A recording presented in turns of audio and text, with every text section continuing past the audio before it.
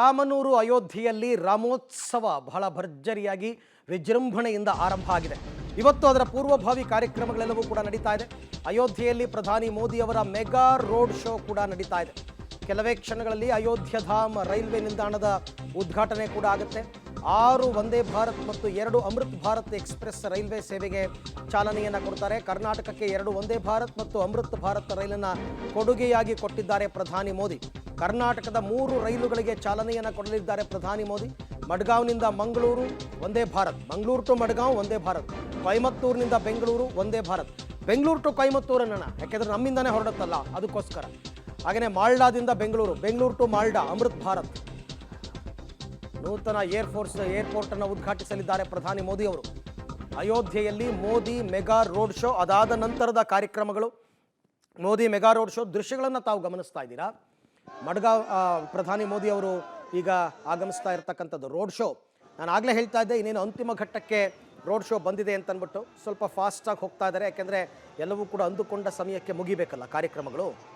ಹಾಗಾಗಿ ಈಗ ಫಾಸ್ಟಾಗಿ ಅವರು ಹೋಗ್ತಾ ಇದ್ದಾರೆ. ಮೊದಲಿಗೆ ರೈಲ್ವೆ ಸ್ಟೇಷನ್ಗೆ ಹೋಗ್ತಾ ಇದ್ದಾರೆ. ರೈಲು ನಿಲ್ದಾಣ, ನವೀಕೃತವಾದಂತಹ ರೈಲು ನಿಲ್ದಾಣದ ಉದ್ಘಾಟನೆಗೆ ಅಂತಂದ್ಬಿಟ್ಟು ಕಾರ್ಯಕ್ರಮಗಳಿಂದ ಮುಂದಕ್ಕೆ ಆರಂಭ ಆಗಬೇಕು.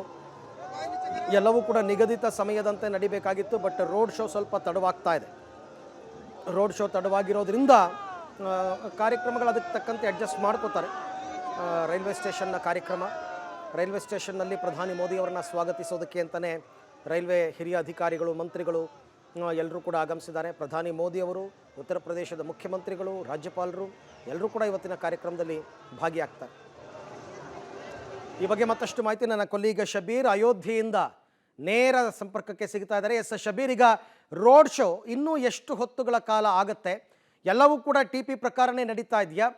ಕಾರ್ಯಕ್ರಮ ರೈಲ್ವೆ ಸ್ಟೇಷನ್ನಲ್ಲಿ ಆರಂಭ ಆಗ್ತಕ್ಕಂಥದ್ದು ಎಷ್ಟು ಗಂಟೆಗೆ? ಅದರ ಬಗ್ಗೆ ಏನೆಲ್ಲ ವಿವರಗಳಿದೆ?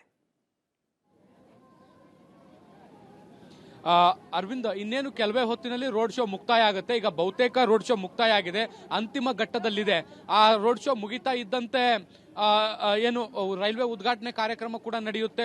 ಮೊದಲು ರೈಲ್ವೆ ನಿಲ್ದಾಣದ ಉದ್ಘಾಟನೆ ಆಗುತ್ತೆ. ಅದಾದ ಬಳಿಕ ಮುಂದಿನ ಹಂತದಲ್ಲಿ ಹೊಸ ರೈಲುಗಳಿಗೂ ಕೂಡ ಚಾಲನೆಯನ್ನು ಕೊಡುವಂತ ಕೆಲಸವನ್ನ ಕೂಡ ಮಾಡಲಾಗುತ್ತೆ. ನೀವು ಗಮನಿಸ್ತಾ ಇದ್ದೀರಿ ವೆಹಿಕಲ್ಗಳ ಮೂವ್ಮೆಂಟ್ ಹೇಗಿದೆ ಅನ್ನುವಂಥದ್ದನ್ನು ಕೂಡ ನೀವು ಇಲ್ಲಿ ನೋಡ್ತಾ ಇದ್ದೀರಿ. ಈಗೇನು ಬಹುತೇಕ ಮುಕ್ತಾಯದ ಹಂತಕ್ಕೆ ಬಂದಿರುವಂತದ್ದನ್ನು ಕೂಡ ನಾವು ನೋಡ್ತಾ ಇದ್ದೀವಿ.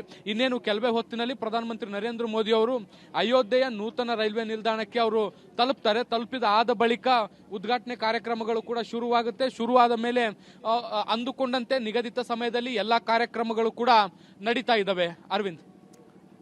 ಓಕೆ ಶಬೀರ್, ಈಗ ಒಂದು ವಿಚಾರ ಏನಂತಂದರೆ, ಇವತ್ತಿಡೀ ದಿನ ಕಾರ್ಯಕ್ರಮಗಳು ಮಧ್ಯಾಹ್ನದ ತನಕ ಏನು ನಡೆಯುತ್ತೆ, ಇದೆಲ್ಲ ಹೇಗೆ? ಯಾಕೆಂದರೆ ಸಂಪೂರ್ಣ ಭದ್ರತೆಯೊಂದಿಗೆ ಅಯೋಧ್ಯೆಯಲ್ಲಿ ಇವೆಲ್ಲವನ್ನು ಕೂಡ ನಿಯೋಜನೆ ಮಾಡಿರ್ತಕ್ಕಂಥದ್ದು, ರ್ಯಾಲಿ ನಡೆಯುವಂತಹ ಸ್ಥಳ, ಪ್ರಧಾನಿ ಮೋದಿ ಅವರು ಭಾಷಣ ಮಾಡ್ತಕ್ಕಂಥ ಸ್ಥಳ.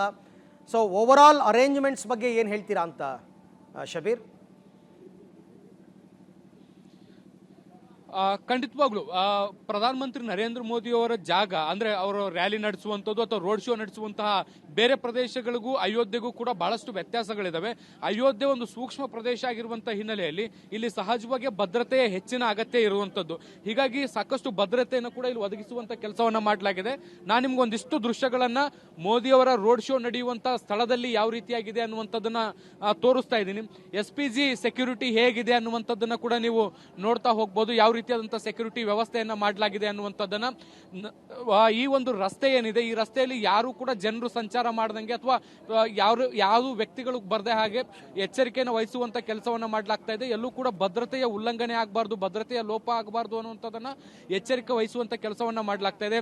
ಸ್ಥಳದಲ್ಲಿ ಹಿರಿಯ ಪೊಲೀಸ್ ಅಧಿಕಾರಿಗಳು ಕೂಡ ಮೊಕ್ಕಮನ್ನ ಹೂಡಿದ್ದಾರೆ.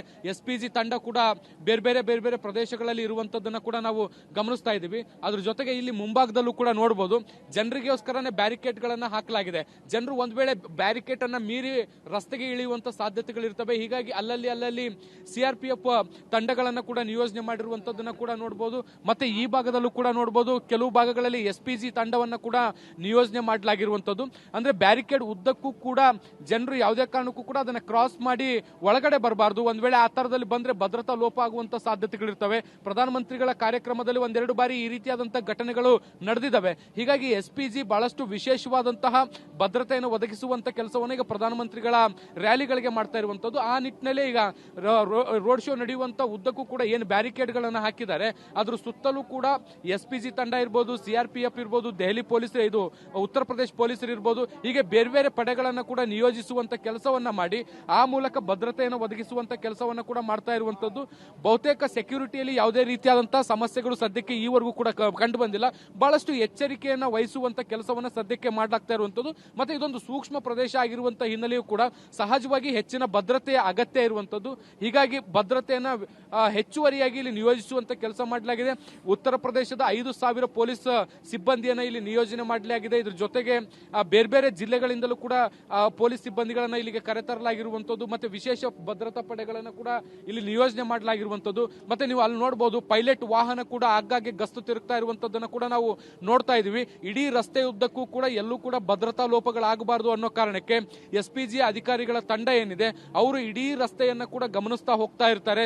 ಎಲ್ಲಾದ್ರೂ ಏನಾದ್ರೂ ಅನುಮಾನಾಸ್ಪದವಾದಂತ ಚಟುವಟಿಕೆಗಳು ಕಂಡು ಬಂದ್ರೆ ಅದನ್ನ ಕೂಡಲೇ ಪರಿಶೀಲಿಸುವಂತ ಕೆಲಸವನ್ನ ಕೂಡ ಅವರು ಮಾಡ್ತಾರೆ. ಈಗ ಗಸ್ತು ತಿರುಗುವಂತ ಕೆಲಸಗಳು ಕೂಡ ಮತ್ತೊಂದು ಕಡೆ ನಡೀತಾ ಇರುವಂತದ್ದು. ಸಾಕಷ್ಟು ಎಚ್ಚರಿಕೆಯ ಏನು ಭದ್ರತೆಯನ್ನ ಇಲ್ಲಿ ನೀಡಲಾಗ್ತಾ ಇರುವಂತದ್ದು. ಅರವಿಂದ್, ಸದ್ಯಕ್ಕೆ ಇಷ್ಟು ದೊಡ್ಡ ಇವೆಂಟ್ ನಡೀತಾ ಇದೆ ಶಬೀರ್, ಎಷ್ಟು ಜನ ಸಿಬ್ಬಂದಿಗಳಿದ್ರೂ ಕೂಡ ಕೆಲಸಕ್ಕೆ ಸಾಕಾಗಲ್ಲ. ಇಂಥದ್ರಲ್ಲಿ ಈ ಕರಸೇವಕರು ಸ್ವಯಂ ಶ್ರಮದಾನ ಮಾಡೋದಕ್ಕೋಸ್ಕರ ದೇಶದ ಮೂಲೆ ಮೂಲೆಯಿಂದ ಅಯೋಧ್ಯೆಗೆ ಆಗಮಿಸಿದ್ದಾರೆ ಅಂತಕ್ಕಂಥ ಮಾಹಿತಿಯನ್ನು ನಾನು ಕೇಳ್ಪಟ್ಟಿದ್ದೆ.